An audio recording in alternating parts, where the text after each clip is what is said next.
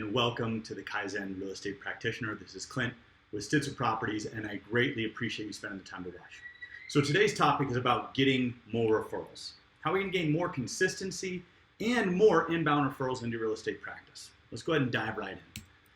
Well, the first step is why referrals? I think, and I'm just going to touch on this really quickly, but with every single client, we're really going down two tracks. One track is the trust track, where there's that time of interview where they're just getting to know whether they trust your knowledge, your interest in them, whether their interests are above your interests, all these different things. Obviously, the end of that trust cycle is a client for life, where they implicitly trust what you say, what you think, and that you want to take care of them.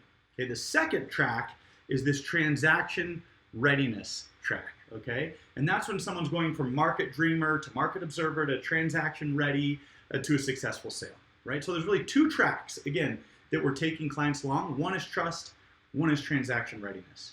Now, if we look at ourselves as practitioners and we want to maximize the value of our time, our talent, and our efforts, then our goal would be to interact with clients who start as far down this cycle as possible, right?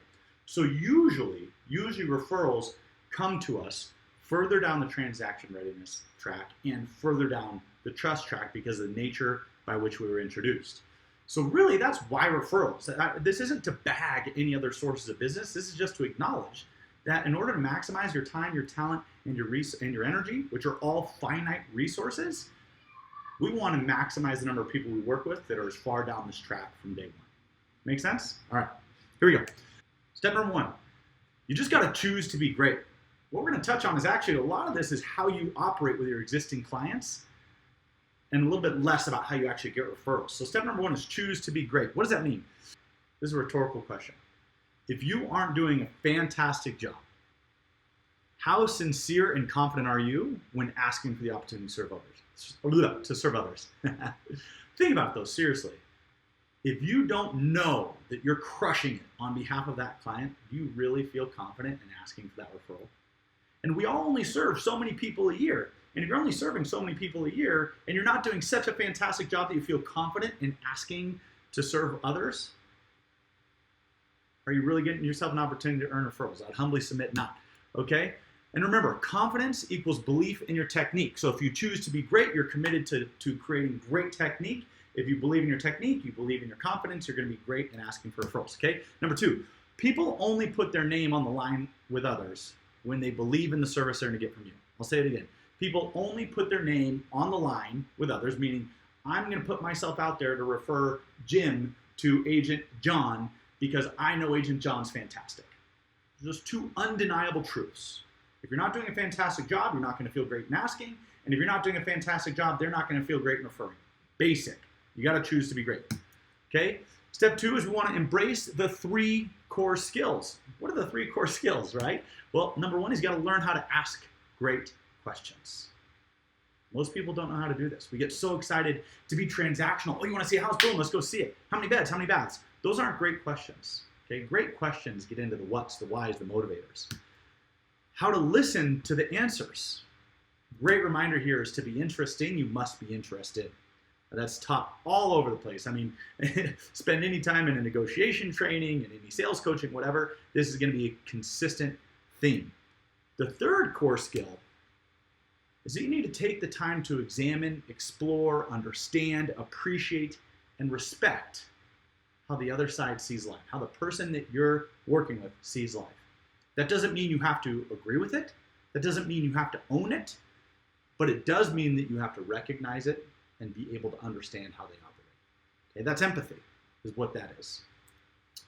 All right, great quote. You can't get someone to trust you unless you show the respect for them on where they currently are. Okay, these are three powerful concepts. I'm going through them pretty quickly because I want to be efficient with your time.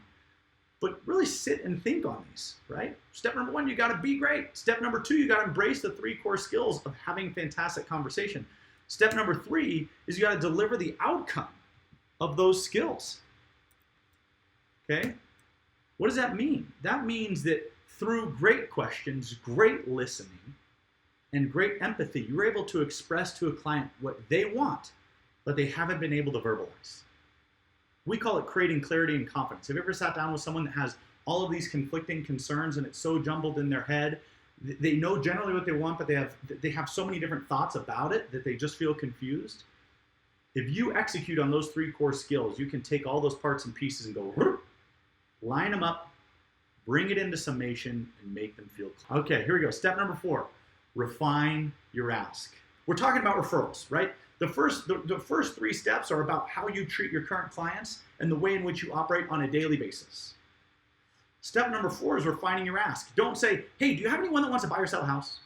You're at that point, what you're doing is you're asking for a transaction. Well, look, what we're doing if you want to increase your referrals is you aren't asking for a transaction. You're asking for the opportunity to have a conversation with the following steps. And again, it's the same steps I just said. We're going to ask great questions. We're going to listen to answers. We're going to examine, explore, understand, appreciate, and respect how they see life and where they're at.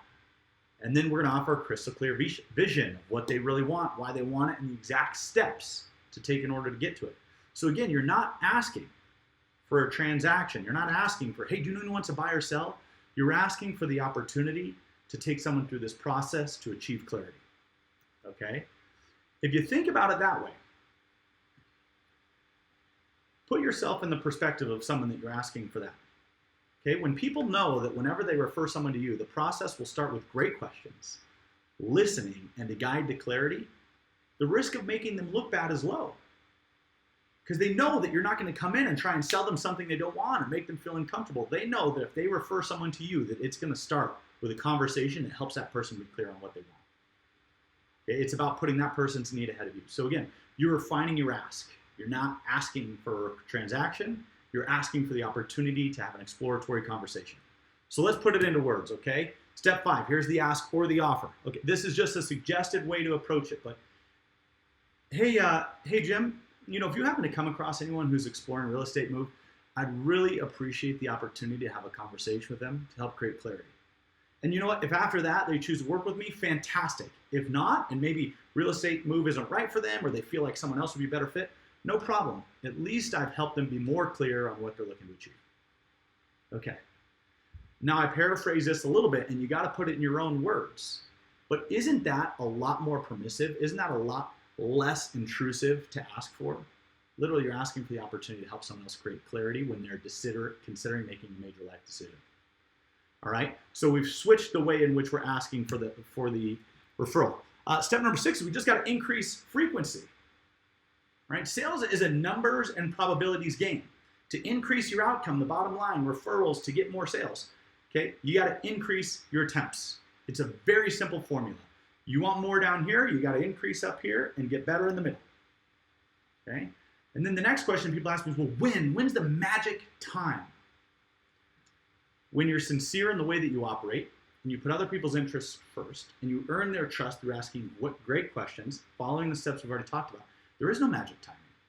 It's up to you on when the conversation feels right, but I'll tell you what, you got to ask more than once. You can't ask at the beginning and just at the end, or put it in your email signature and consider it done. It's an ongoing conversation, but it's up to you to know when it's appropriate to have that conversation. Okay? There is no magic pill here. So what's the summation? Okay? This whole video started with a big promise, how to get more referrals, increase referrals, and increase consistency of referrals. The majority of what we talked about is changing the way in which we operate and being confident about doing so, and then changing what we ask and what we offer in referrals, and then asking for more. So remember, what you're really offering is an empathetic conversation to create clarity. You're not offering or requesting a transaction. You're asking for the opportunity to have an empathetic conversation to create clarity for someone they know, love, and trust. Okay? The second thing is that you're coming from a place of sincerity and confidence because it's how you operate. So that's what you're offering. Okay, so that's a summation. How to get more referrals? It's really not that magic. It's these things. If you have any questions, comments, debates, disagreements, I'd love to chat with you more. Feel free to call me. Again, this is Clint with Stitzer Properties and the Kaizen Real Estate Practitioner. Thanks for watching.